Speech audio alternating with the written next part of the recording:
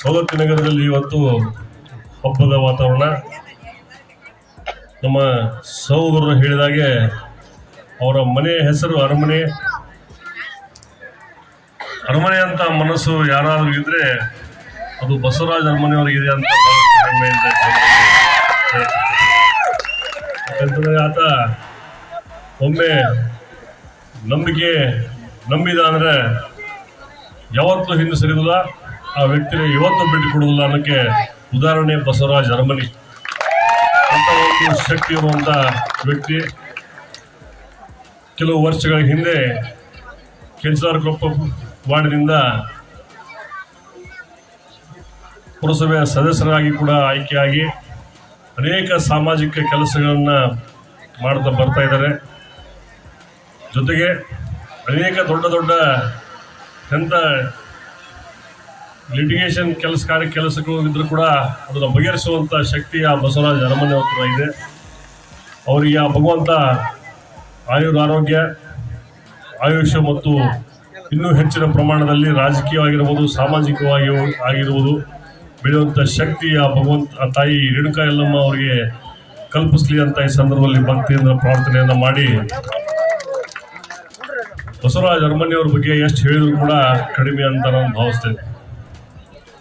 ಯಾಕಂತಂದ್ರೆ 10-12 ವರ್ಷದಿಂದ ಸತತವಾಗಿ ನನ್ನ ಜೊತೆ ಬೆನ್ನೆಲುಬಾಗಿ ನಿಂತ ವ್ಯಕ್ತಿ. 2018ರ ಚುನಾವಣೆಯಲ್ಲಿ ಕೂಡ ನಾನು ನಿಂತ ಸಂದರ್ಭದಲ್ಲಿ ಸವದತ್ತಿ ನಗರದಲ್ಲಿ ಪ್ರಮುಖವಾಗಿ ಹೆಚ್ಚಿನ ಒಂದು ಪ್ರಯತ್ನವನ್ನ ಮಾಡಿದವರಲ್ಲಿ ಇವರು ಕೂಡ ಪ್ರಮುಖ ವ್ಯಕ್ತಿ ಅಂತ ಬಹಳಷ್ಟು ಹೆಮ್ಮೆಯಿಂದ ಈ ಸಂದರ್ಭದಲ್ಲಿ ಹೇಳಕ್ಕೆ ಇಷ್ಟಪಡ್ತೇನೆ. ಆ ಸಂದರ್ಭದಲ್ಲಿ ಬಹಳಷ್ಟು ಸನ್ನಿಗ್ಧ ಪರಿಸ್ಥಿತಿಯಲ್ಲಿ ನಾನು ಇದ್ದಂಥ ಸಂದರ್ಭದಲ್ಲಿ ಏನೇ ಆದರೂ ಕೂಡ ನಾವು ಇರ್ತೀವಿ, ಎದಕ್ಕೂ ಎದೆಗೊಡದೆ ಅಂಜದೆ ನೀವಿರ್ರಿ, ಎಂಥ ಕಷ್ಟ ಕಾರ್ಪಣ್ಯ ಬಂದರೂ ಕೂಡ ನಿಮ್ಮ ಹಿಂದೆ ನಿಮ್ಮ ಸೋದರನಾಗಿ ನಾವು ಇರ್ತೀವಿ ಅಂತ ಹೇಳಿ ಮಾತು ಕೊಟ್ಟಂತ ವ್ಯಕ್ತಿ ಬಸವರಾಜ ಅರಮನೆ.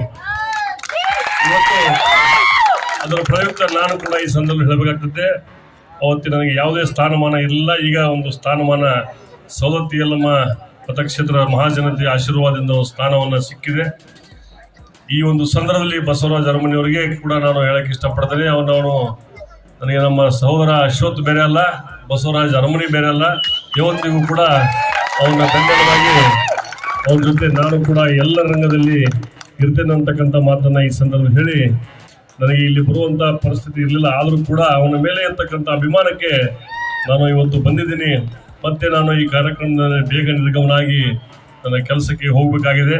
ಸೊ ಹೀಗಾಗಿ ಇಲ್ಲಿ ಬಂದಂತ ಎಲ್ಲ ಅವನ ಗೆಳೆಯರ ಬಳಗ ತಮ್ಮೆಲ್ಲರ ಆಶೀರ್ವಾದ ಅವನ ಮೇಲೆ ಇರಲಿ, ನಾವು ಕೂಡ ತಮ್ಮ ಜೊತೆ ಇರ್ತೇವೆ ಅನ್ನುವಂಥ ಮಾತನ್ನ ಈ ಸಂದರ್ಭದಲ್ಲಿ ಹೇಳಿ, ನನಗೆ ಮಾತನಾಡಲಿಕ್ಕೆ ಅವಕಾಶ ಕೊಟ್ಟಂತ ಎಲ್ಲ ಬಸವರಾಜ ಅರಮನೆಯವರ ಗೆಳೆಯರ ಬಳಗಕ್ಕೆ, ಅಭಿಮಾನಿ ಬಳಗಕ್ಕೆ ನಾನು ಅನಂತ ಧನ್ಯವಾದಗಳನ್ನು ಅರ್ಪಿಸಿ, ಮತ್ತೊಮ್ಮೆ ಶ್ರೀಯುತ ಬಸವರಾಜ ಅರಮನೆಯವರಿಗೆ 40ನೇ ಹುಟ್ಟುಹಬ್ಬದ ಹಾರ್ದಿಕ ಶುಭಾಶಯಗಳನ್ನು ಕೋರಿ ನನ್ನ ಮಾತು ಮುಗಿಸಿದೆ. ನಮಸ್ಕಾರ.